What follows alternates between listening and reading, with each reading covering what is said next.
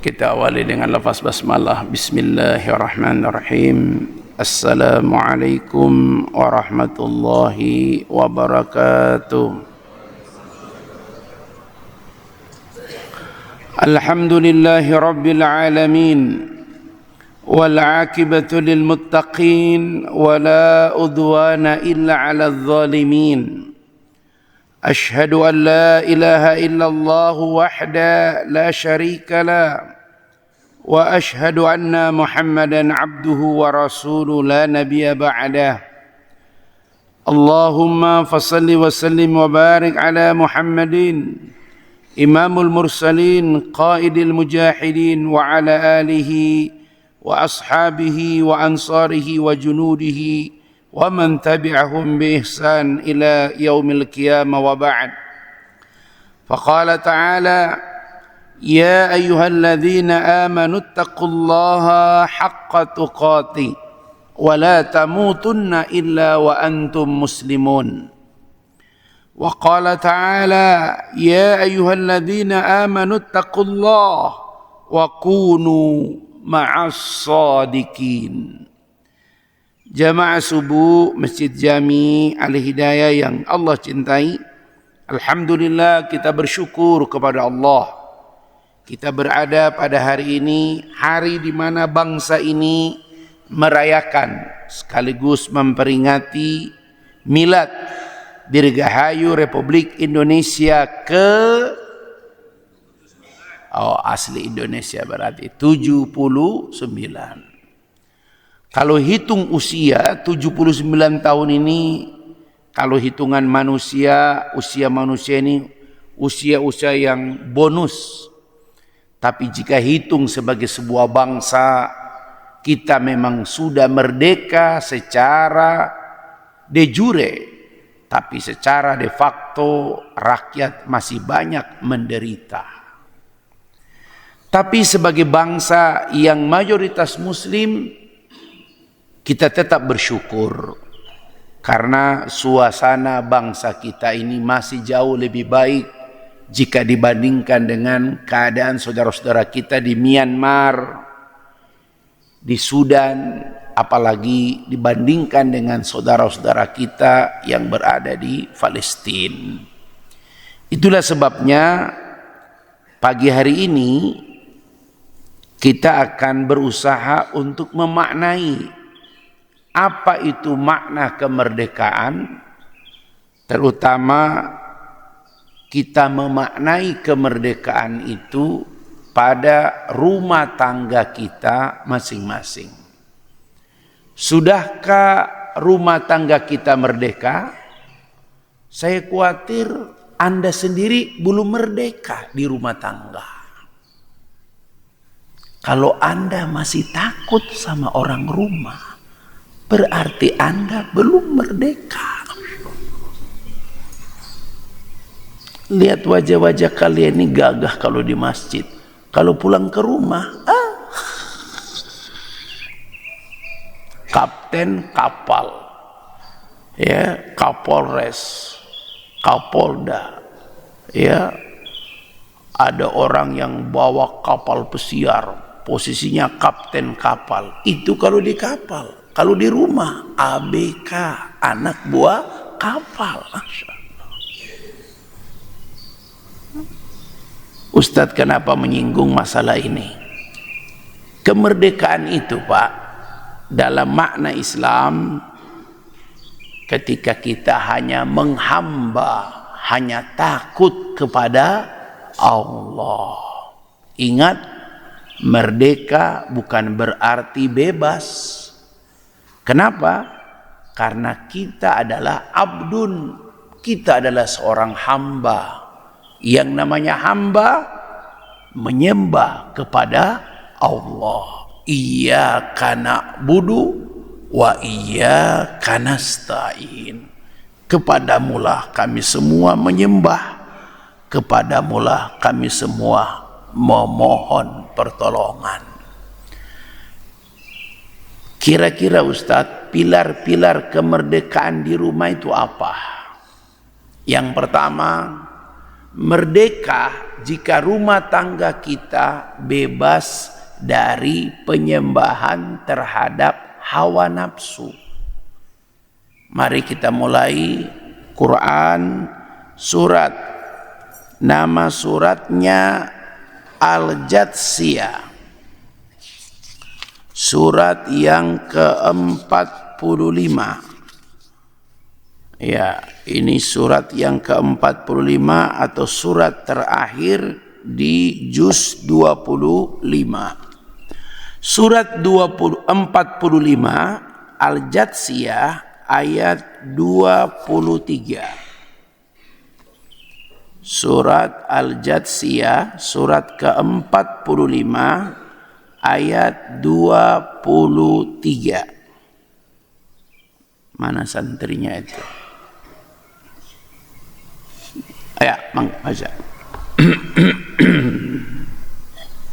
A'udzu billahi minasyaitonir rajim. Bismillahirrahmanirrahim. Afara'aita man ittakhadha ilahahu hawahu wa adallahu Allahu 'ala 'ilmin wa khatama 'ala sam'ihi wa qalbihi wa ja'ala 'ala basarihi ghishawatan faman yahdihi min ba'dillah afala tadhakkarun.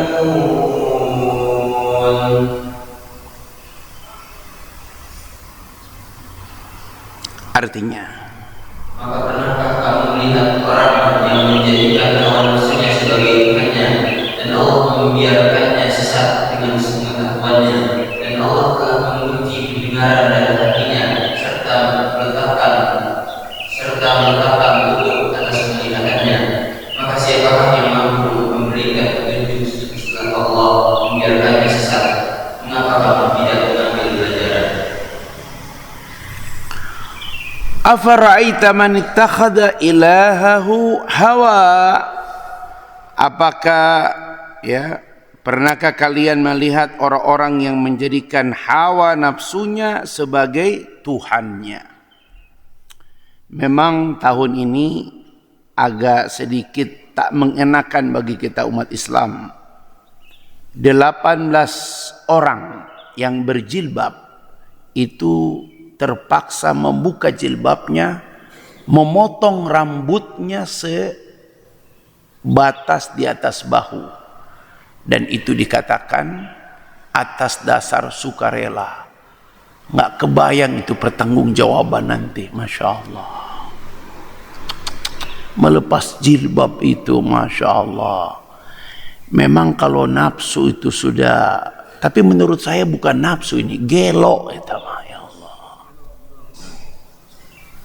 Saya melihat rekam jejak kepala PPIB itu, ketua PPIB itu Pak. Dulu itu sebelum dia studi ke luar negeri, dia itu penerjemah sekaligus editor buku-buku Timur Tengah. Dulu tuh ngajinya bagus banget. Bagus banget ngajinya Pak. Kalau Bapak bisa cek beberapa buku, bahkan buku tentang hijab, itu salah satu yang mengeditnya itu beliau. Ketika beliau waktu itu masih Dr. Andes. Tapi ketika mengambil S2, S3 di luar, pulang ke tanah air, ya, menjadi orang yang tidak seperti yang dulu. Mungkin benar, bukan lagi mungkin, benarlah apa yang dikatakan Nabi. Falyandur, perhatikanlah oleh kalian, man yukhalil, dengan siapa seseorang itu berkawan.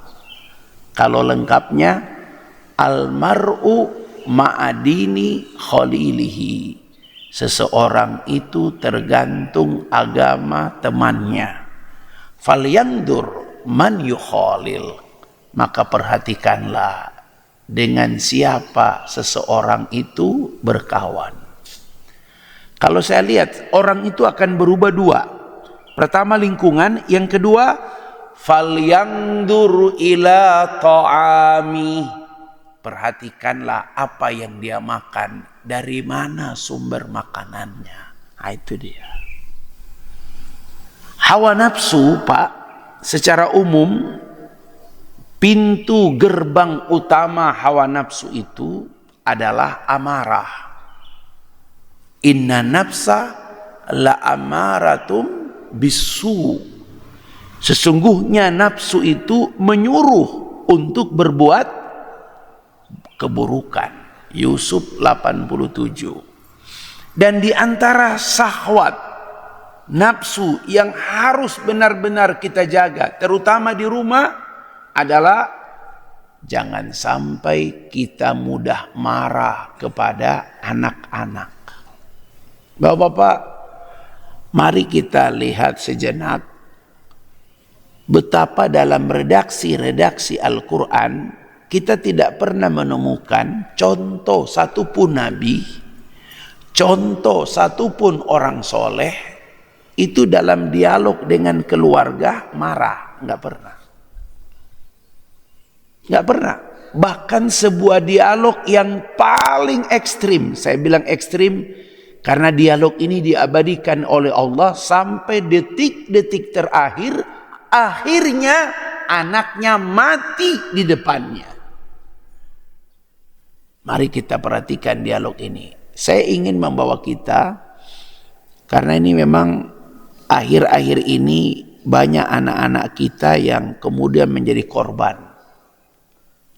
Di Bekasi ada ibu yang membanting anaknya. Di Depok seorang narasumber seminar nasional, praktisi keluarga, itu tiba-tiba di CCTV di daycare-nya itu dia membanting anak usia 2 tahun dan 6 bulan. Alasannya rewel. Bayangkan narasumber menjadi motivator, tapi ternyata dia tidak kuat melihat anak rewel. Itu kan anak orang, bayar, dan dia banting, akhirnya menjadi tersangka. Hati-hati nih, kekerasan pada anak ini terjadi orang-orang di sekitar dia. Insya Allah mudah-mudahan sampai hari Selasa pelantikan anggota DPRD Kota Bogor terpilih 20 Agustus. Anggota DPRD, maksudnya Kota Bogor, yang terlantik itu akan dilantik 20 Agustus. Selasa. Mudah-mudahan sebelum pelantikan raperda tentang penanggulangan kekerasan pada siswa yang digodok oleh terutama sekolah-sekolah dimotori oleh sekolah Islam terpadu Ummul Qura mengajukan raperda penanggulangan kekerasan pada siswa. Karena bullying ini Masya Allah. Yang terakhir, seorang dokter spesialis lagi ngambil spesialis di Undip di Ponegoro. Itu di mana? Medan apa Belawan? Oh, Semarang. Maksud saya ingin coba, ada yang ngerti nggak gitu, Masya Allah. Ya, polisi menemukan 3 suntikan pada dirinya, dan dari tulisan yang dia tulis kelihatan dia tidak kuat karena dibully. Ya, kekerasan dalam rumah tangga ini harus kita hentikan, Pak. Jangan sampai terjadi. Dan itu dasarnya ketika kita tidak terbiasa menahan marah. Nah, ini dia, Pak. Ya, bukankah Allah Subhanahu wa taala mengingatkan di antara ciri khas orang bertakwa itu adalah Quran surat Al-Imran ayat 134. Al-Imran 134. Baca deh. Al-Imran surat ketiga ayat 134. أعوذ بالله من الشيطان الرجيم إذ تقول للمؤمنين Al-Imran 134. Alladzina yunfikuna. أعوذ بالله من الشيطان الرجيم الذين ينفقون في السراء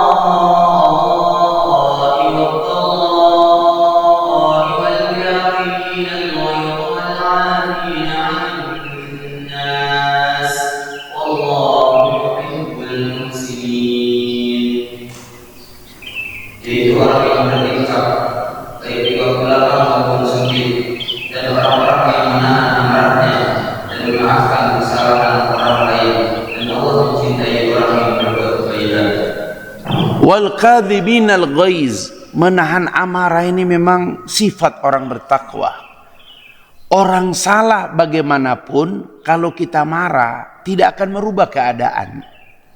Yang ada dalam Quran, orang salah itu kita perlu lakukan dialog. Nanti sebentar kita akan lihat beberapa contoh ya, dialog-dialog abadi dalam Al-Quran.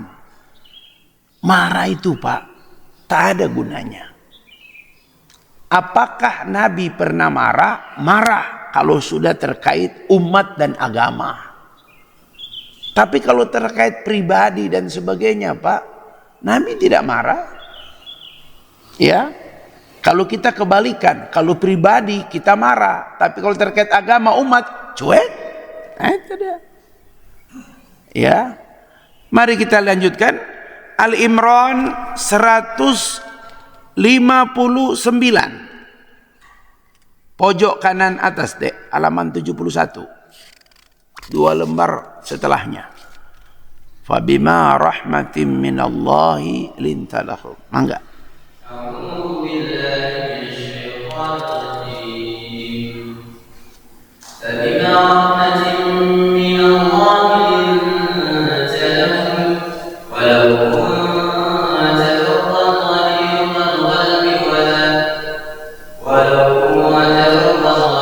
القلب لانفضوا من حولك فاعف عنهم واستغفر لهم وشاورهم في الأمر فإذا عزمت فتوكل على الله إن الله يحب المتوكلين. Maka berkatalah Allah engkau Muhammad terlalu lemah lembut terhadap mereka. Sekiranya engkau bersikap keras dan berhati kasar, tentulah mereka menjauhkan diri dari sekitarmu. Karena itu maafkanlah mereka dan memohonlah ampunan untuk mereka dan bermusyawarah dengan mereka dalam urusan itu. Kemudian apabila engkau telah memberatkan mereka, maka bertawakallah kepada Allah. Sungguh Allah mencintai orang yang bertawakal. Fabima rahmatin minallahi lintalahum. Tanda rahmat Allah kepada seseorang itu kalau dia bersikap santun, bersikap baik. Sekiranya engkau bersikap keras, berhati kasar, lanfaddu min haulik, orang-orang akan lari dari kita. Bapak-bapak, apa tanda kita menjadi ayah yang merdeka? Ayah yang merdeka itu kalau dia pulang ke rumah, anak-anak tuh langsung tenang. Bahkan ada yang nelpon ayahnya, ayah kapan pulangnya? Bentar nak, pulang ayah. Nah itu mereka. Kita dirindukan oleh anak-anak. Kalau kita sampai ke rumah, alhamdulillah ayah. Wah itu baru bilang hebat ayah. Kenapa anak-anak butuh kita? Karena dia sudah menderita dengan maknya. Itu dia masalahnya. Jadilah ayah yang dirindukan. Kalau nggak ada mereka telepon, ayah lama banget sih di luar, pulang atuh. Pernah antum ditelepon oleh anak begitu? Nggak pernah ditelepon. La haula wala quwata illa billah. Wujuduka, keberadaanmu dengan tiada sama saja. Nah, itu dia. Nah, maka bapak-bapak, salah satu yang harus kita merdekakan dalam rumah itu, bebaskan rumah kita dari nafsu amarah. Ingat hadis Arba'in nomor 16. Apa kata Nabi? La taqdob. 3 kali ya. La taqdob. Ya. La taqdob walakal jannah. Bayangkan hadis ini. Ini nasihat Nabi kepada seorang sahabat. Janganlah kamu marah. Pasti kamu masuk surga. Masya Allah. Ada ungkapan, jangan jadi laki, jangan jadi pria kalau tidak bisa marah. Kayaknya hari ini kebalik ucapan ini. Yang lebih banyak marah, kita apa maknya? Maknya. Betul? Yang lebih banyak marah, bapak apa ibu? Halo? Bapak apa ibu? Nggak berani pula kau jawab. Masya Allah. Nanti kalau pulang ke rumah Ustaz kita kena marah juga. Masya Allah. Ya. Anas bin Malik 10 tahun dititipkan ibunya kepada Rasulullah SAW. Apa kata beliau? Aku tak pernah dengar Rasulullah SAW menyalahkanku. Masya Allah. Tugas Anas menyiapkan air, seluruh urusan air di rumah Nabi, Anas yang menyiapkan. Betapa luar biasa ini. Mungkin itulah sebabnya ada hadis masyhur. Kita sebut hadis masyhur karena ini hadis yang sering digaungkan. Apa kata Nabi? Laisya syadid bisyur'ah. Bukan orang kuat bisa mengalahkan orang dalam duel gulat. Tetapi orang yang kuat itu kata Nabi, alladzi yamliku nafsahu indal ghadab. Orang yang bisa mengontrol dirinya ketika dia lagi marah. Kita ini kadang-kadang kalau sudah marah, lupa kebaikan orang itu pada kita. Nah, itu dia. Lama kita berkawan, lama kita bergaul. Kita udah tahu bagaimana kebaikan kawan kita itu. Tapi sekali dia salah, apa yang terjadi? Bagaikan panas setahun, hilang dengan hujan sehari. Nah, ini dia. Jangan mudah marah, Pak. Apalagi dengan anak-anak. Saya pernah ditanya, Ustaz, sebenarnya standar kita tidak marah pada anak itu apa? Saya berubah pertanyaan dia. Jangan kau pakai standar marah di rumah. Berusahalah menjadi ayah yang dirindukan, bukan ayah yang ditakuti. Jadilah Ibrahim di rumah. Jangan kau berubah menjadi Fir'aun. Hari ini memang Fir'aun gak ada. Tapi sekarang muncul Fir'aunita. Bapak-bapak, robah. Stop marah di rumah. Kalau bisa bikin stiker DKM. Stop marah di rumah. Ini kalau orang sudah biasa marah di rumah, pasti marah di jalan, pasti marah di masjid, marah di mana-mana. Kita harus menghilangkan ini, Pak. Buat anak-anak itu nyaman di rumah. Dia tidak diomelin, dia tidak dimarahin. Tapi dia diajak ngobrol sama ayah dan bundanya. Mari kita melihat sekiranya dialog ini bisa menjadi pelajaran kepada kita. Bagaimana seorang nabi tetap mengajak anaknya, tetap ngobrol.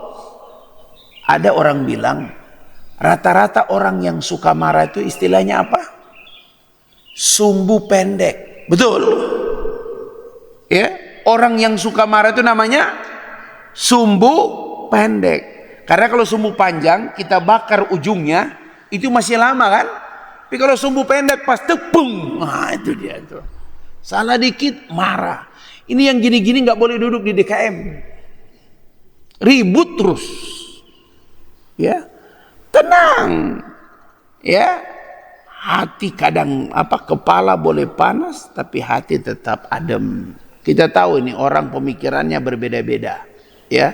Coba Anda bayangkan, mari kita buka nih redaksi dialog. Sekiranya kita yang jadi ayah, rasa-rasanya kita tidak cuma ngomong, rasa-rasanya kita pingin nampol ini anak, ya. Tapi apa yang dilakukan oleh nabinya, oleh bapaknya, diberikan contoh kepada kita bagaimana dialog itu menjadi jalan satu-satunya mengajak seorang anak. Nggak bisa, Pak, ya. Walaupun dia darah daging kita, walaupun dia kita yang ngongkosin, walaupun dia kita yang besarin, tapi dia juga manusia. Kita beri ruang untuk berdialog.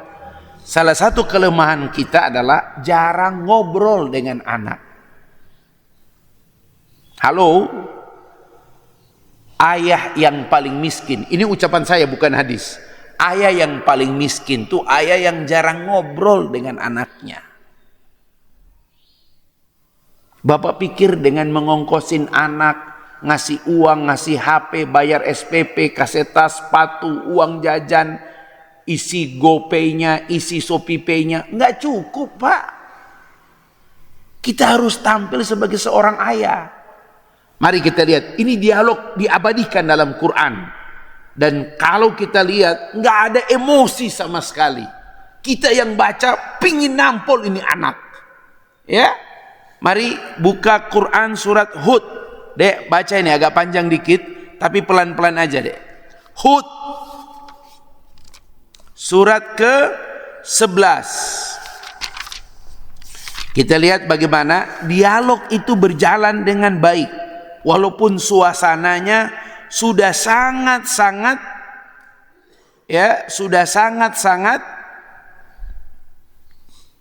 waktunya sempit.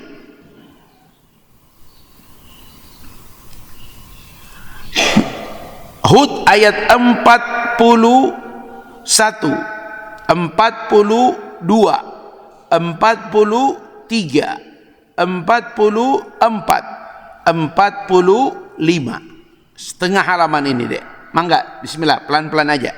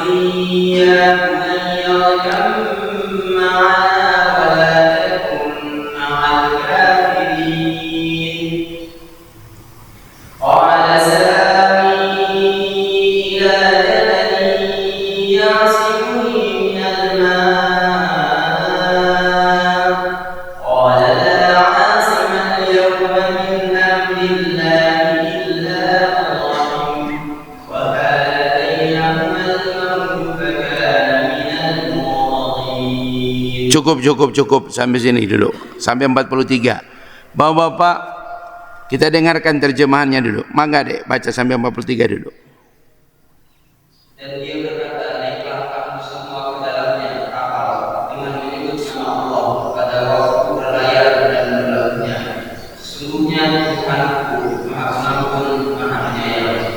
Dan kapal itu berlayar dan bawa mereka ke dalam lautan laksana gunung dan Nuh memanggil anaknya. Ketika dia itu berada di tempat yang jauh dan kecil, wahai anakku, naiklah ke kapal bersama kami dan janganlah engkau bersama orang-orang kafir. Dia akan menjawab, aku akan mencari perlindungan ke gunung yang dapat menghindarkan aku dari air bah. Nuh berkata, tidak ada yang melindungi dari siksa Allah pada hari ini selain Allah yang Maha Penyayang. Dan berulang menjadi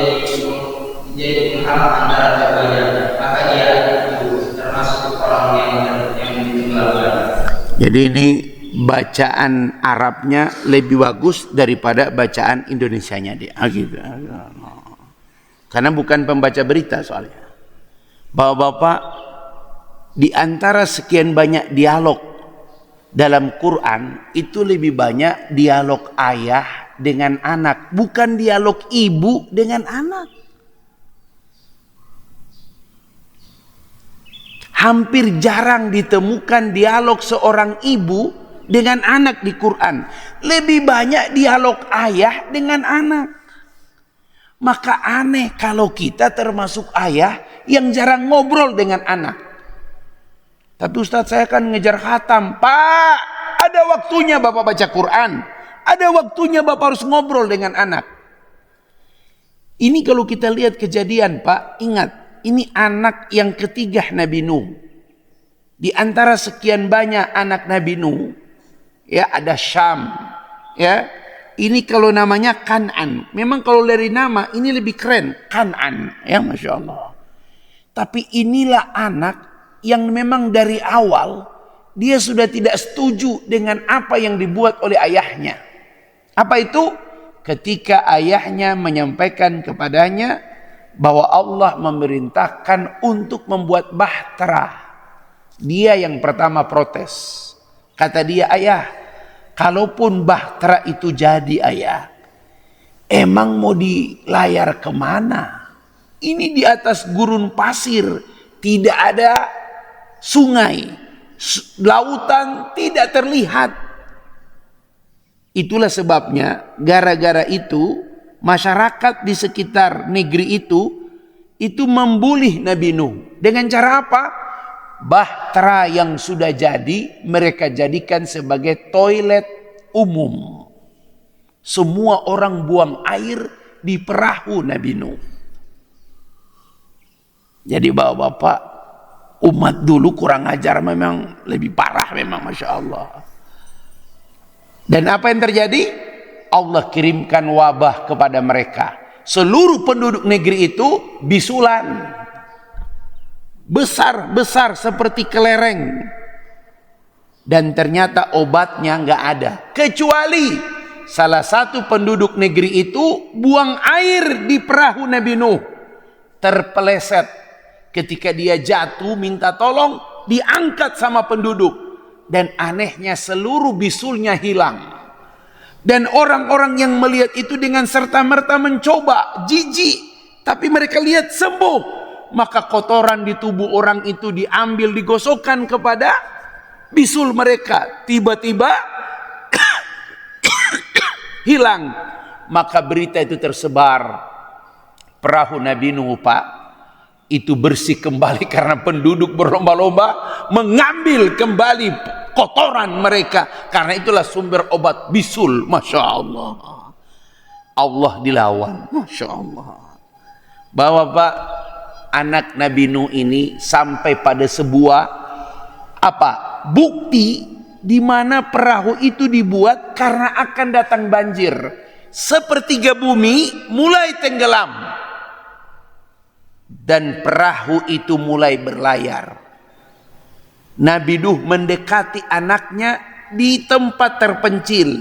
Ada bukit yang lagi dia naik. Berkata Nabi Nuh, Bapak bayangkan, kalau kita mah bukan begini bahasanya. Tong, naik, mau mampus lo. Ini Nabi Nuh masih menggunakan bahasa yang, ya bunayya irkab ma'ana. Wahai putraku, naiklah bersama kami. Wala takum minal kafirin. Naiklah bersama kami, jangan kamu ikut orang-orang kafir. Enak banget, Pak. Dialog. Apa jawab anaknya? Sa'awi ila jabal. Saya akan terus naik bukit ini. Ya'simuni minal ma'. Saya pasti selamat dari air bah ini. Nabi Nuh menjawab, la asimal yaum. Tidak akan ada yang selamat hari ini. Illa marrahim. Kecuali orang yang dikasihi Allah. Allah subhanahu wa ta'ala melihat anaknya ini memang tidak pantas. Gelombang besar memisahkan keduanya. Wa kana minal mugrokin. dan anaknya termasuk yang mati tenggelam di depan Nabi Nuh. Masya Allah. Kalau bapak Nabi itu, bapak waktu itu jadi Nuh, kira-kira apa yang terjadi? Sedihnya luar biasa. Berapa lama Nabi Nuh mengajak mereka? 1000 tahun. 1000 tahun itu bukan umur Nabi Nuh. 1000 tahun itu tugas dakwah Nabi Nuh. Anaknya tidak ikut. Ya, 40 pasang yang ikut Nabi Nuh, 80 orang saja.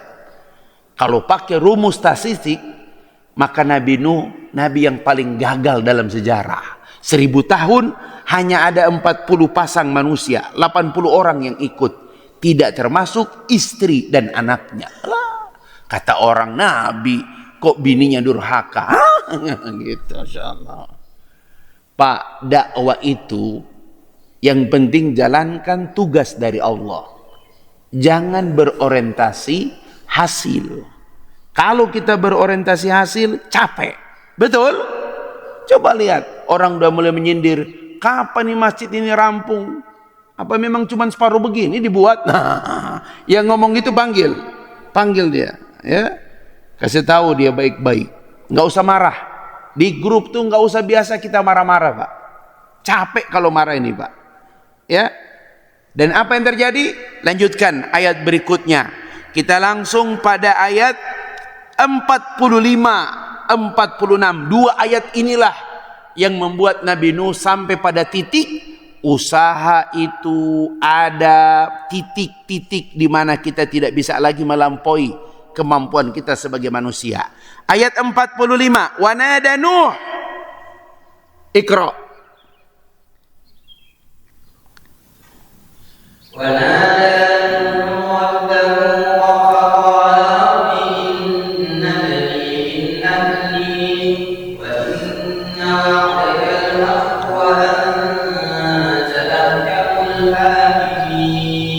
Empat puluh enam.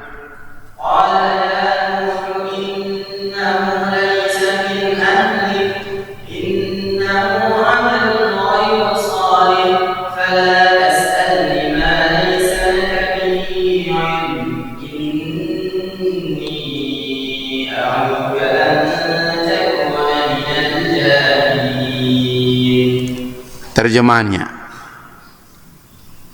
Dan memohon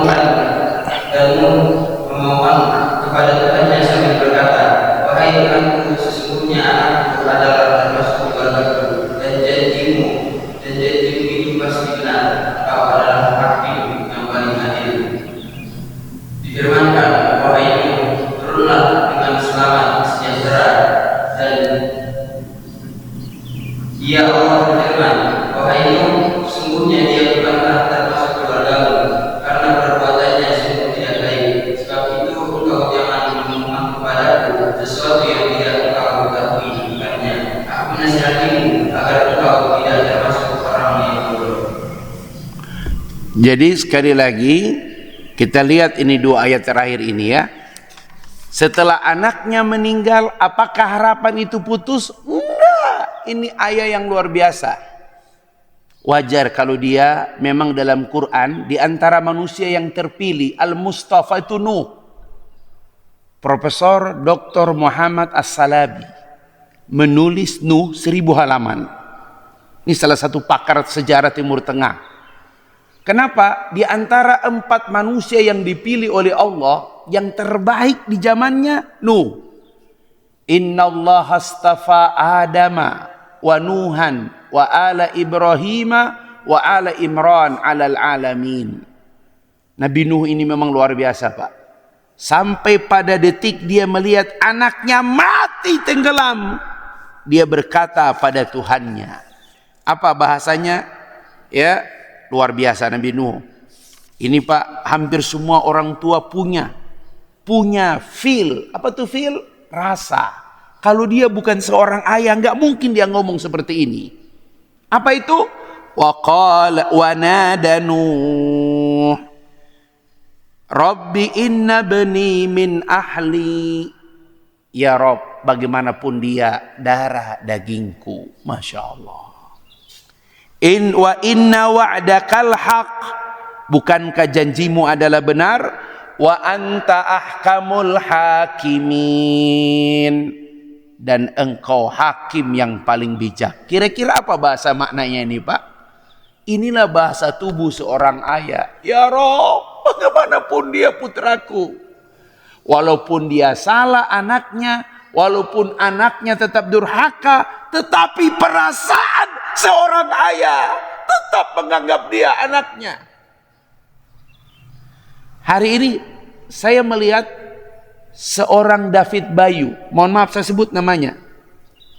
Bagaimana wajahnya, perasaannya mendampingi putrinya di Polda Metro Jaya ketika anaknya tersandung kasus video asusila. Dan ternyata akhirnya ditemukan yang menyebarkan video itu adalah pacarnya yang diputus, alasannya sakit hati, maka dia menyebarkan video asusila itu. Yang saya ambil pelajaran adalah biasanya enggak semua seorang ayah bisa menerima kenyataan putrinya seperti itu.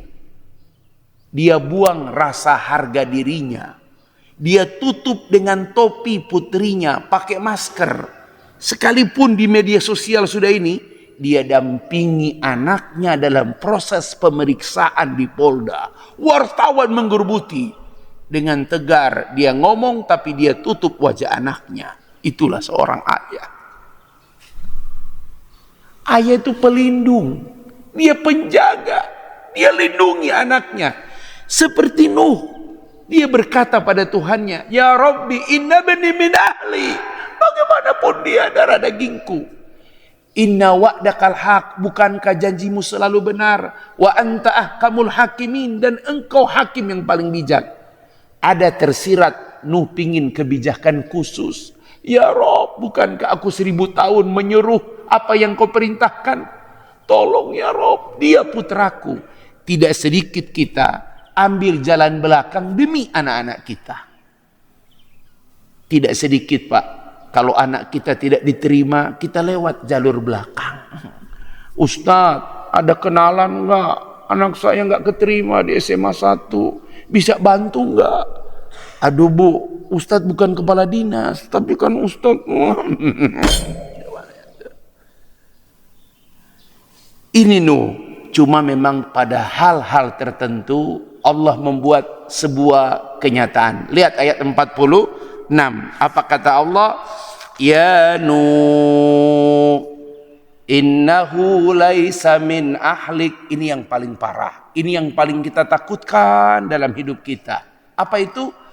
Ketika Allah Subhanahu wa taala menyebut anak biologis kita bukan anak, bukan keluarga kita. Dia memang biologis, anak biologis, tapi dia bukan keluargamu. Innahu laisa min ahlik. Dia bukan dari keluargamu. Innahu amalun ghairu soleh. Karena perbuatannya tidak baik. Fala tas'alni ma laisa laka bihi ilm. Jangan kamu meminta kepadaku sesuatu yang kamu tidak tahu. Inni a'iduka an takuna minal jahilin. Aku mengingatkanmu, jangan sampai kamu termasuk orang-orang yang jahil. Masya Allah. Jamaah sekalian, pulang ke rumah Pak. Back to home. Jadilah ayah yang tidak pernah berhenti berjuang untuk anak-anak. Saya selalu mengatakan Pak, kalau kita tidak bisa berbuat apa-apa lagi, minimal berdoalah. Doakan anak-anak kita. Dan ketika ada teman tadi bertanya, Ustadz, apa beban terberat bagi kami sebagai seorang ayah? Saya mengutip Quran surat Maryam. Ini beban terberat kita. Ini penutup ini Pak. Kalau Bapak tanya apa beban terberat kita? Inilah surat Maryam. Surat ke-19. Ayat 59. Iqra. Maryam surat yang ke-19 ayat 59.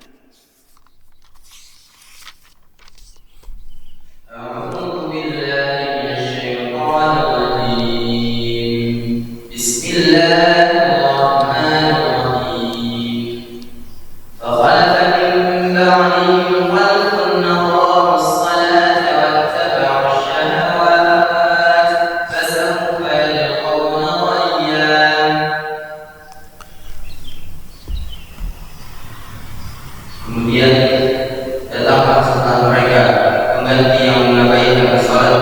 dan mengikuti keinginannya, maka mereka akan tersesat. Fakhalafa min ba'dihim khalfun ada'us shalah. Akan datang setelah mereka pengganti generasi yang suka mengabaikan sholat. Inilah beban terberat kita, Pak. Hati-hati, Pak. Matematika, bahasa Inggris, bahasa Arab, fisika, ada guru les, ada kursus-kursus hebat, ya. Tapi adha'us shalah itu yang harus kita ambil perannya. Adha'us shalah bukan meninggalkan sholat, tapi mengabaikan sholat. Pak, hari ini anak-anak kita ini paling berat di bab ini.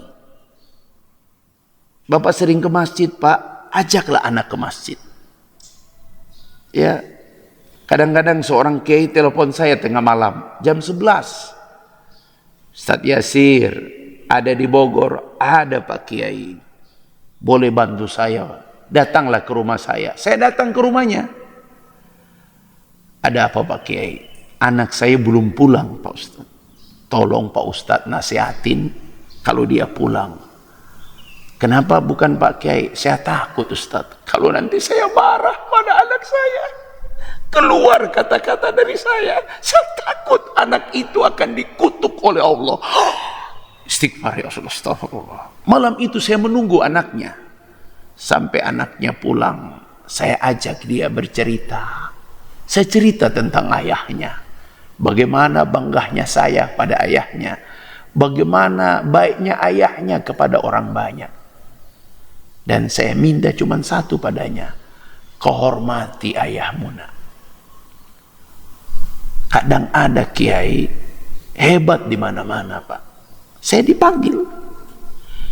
Tapi dia kecewa dengan anaknya. Masya Allah. Hati-hati. Jangan pernah menyimpan kekecewaan pada anak. Pak, Bapak berdoa sebulan penuh angkat tangan. Langit tidak akan terbuka Pak. Selama kau masih kecewa pada anakmu. Buang semua kekecewaan. Lapangkan hatimu. Ridoilah, ucapkan kata-kata ridho pada anakmu. Ya Rabb, aku ridho padanya. Baru setelah itu kau berdoa padanya. Karena hukum langit itu tetap terkunci rapat. Dia kaku dan sulit terubah. Ridho Allah ala ridho walidain. Wa suhtullah ala suhtil walidain. Ridhonya Allah ada pada ridho orang tua. Murkanya Allah ada pada murka orang tua. Bagaimana mungkin Allah ijabah doamu kalau kau masih kecewa padanya? Itulah sebabnya pelajaran yang bisa kita ambil dari kisah Nabi Nuh. Kita bukan Nabi. Umur kita tidak sepanjang Nabi Nuh. Maka lapangkan hatimu. Ridhoilah anakmu. Doakan dia terus. Jangan menyimpan amarah. Jangan menyimpan kecewa. Jangan menyimpan sewot bin dongkol. Ya, lapang hati dan minta kepada Allah agar anakmu Allah ridho, agar anakmu Allah mudahkan. Bantu dia untuk mengingat waktu sholat. Saya sering mengatakan, jika kau manggil anakmu, nah, beritahu ibu kita jalan sekarang, kita makan malam di restoran ini. Kalau anakmu menjawab, ayah 5 menit lagi isya. Kalau kita jalan sekarang, isyanya di mana? Ah, itu anakmu itu. Itu anakmu. Orientasi dia bukan makan. Orientasi dia bukan restoran mahal. Orientasi dia, ayah, isyanya di mana ayah? Masya Allah. Jika dia sudah seperti itu, apa kata Rasul? Ihfazillaha yahfizka. Jagalah Allah, Allah akan menjagamu. Bagaimana kita menjaga Allah? Dia Maha Kuasa. Jaga waktu-waktu Allah. Pelihara waktu-waktu Allah. Hafidhu ala salawat was salawatil wusta. Peliharalah waktu-waktu salat kalian, terutama salat wusta, salat subuh, salat asar. Tapi sekarang salat yang paling sulit dilaksanakan anak-anak kita adalah salat isya. Masya Allah. Coba anakmu pulang kau tanya dulu, nah, Sudah sholat isya nak? Allahu Akbar. Belum ayah. Udah kalau begitu kau minum dulu, ke kamar mandi, wudu, kau sholat isya dulu nak. Ngantuk ayah, kau dia tertidur bangun subuh. Masya Allah, lalai dia. Fawailul lil musallin. Celakalah orang-orang sholat. Alladzina hum an sholatihim sahun. Orang-orang yang lalai dari sholatnya itu adalah alladzina yata'akharuna biwakti sholat. Orang-orang yang sengaja mengakhir-akhirkan waktu sholatnya. Ayo Pak, buat merdeka anak-anak kita. Mereka merdeka dari nafsu amarah. Mulut mereka terjaga dari kata-kata kasar, kata-kata kotor. Kenapa? Karena dia belajar dari bapaknya. Dia melihat teladan dari ayahnya. Ayah tak pernah kasar di rumahnya. Ayah tak pernah kotor ucapannya. Itu yang dia teladani. Ya, seorang ulama Mesir, Imam Hasan Al-Banna, apa kata anaknya? Kata puteranya, Saiful Islam. Apa kata beliau? Seumur hidup kami tak pernah melihat ayah memaki kami. Ayah berteriak kepada kami. Bahkan ayah punya catatan. Apa? Dia mencatat kapan kami sakit pertama. Kapan si bungsu batuk pertama. Minum obat pertama itu apa? Itulah seorang ayah. Dia mencatat semua catatan medis anaknya. Masya Allah. Bapak boro-boro, anak sakit mah, mama aja deh yang bawa ke dokter. Kenapa? Papa takut lihat jarum suntik. Masya Allah. Bapak-bapak, merdeka di rumah, hilangkan nafsu amarahmu di rumah. Ya, buatlah jadi ayah yang membanggakan, ayah yang dirindukan, sebagaimana Ismail merindukan Ibrahim alaihi salam. Sebagaimana Yusuf merindukan Yakub alaihi salam. Mudah-mudahan momentum kemerdekaan kita ini, merdeka kita dari nafsu amarah, apalagi di rumah kita masing-masing.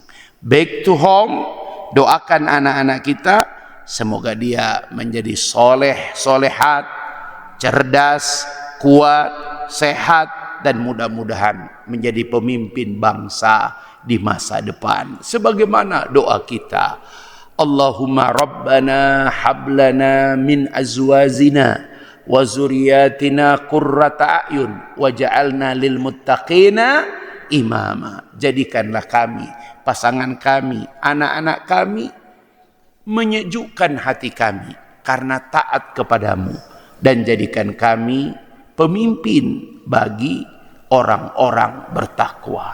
Kita istighfar, mohon ampun pada Allah Subhanahu wa taala.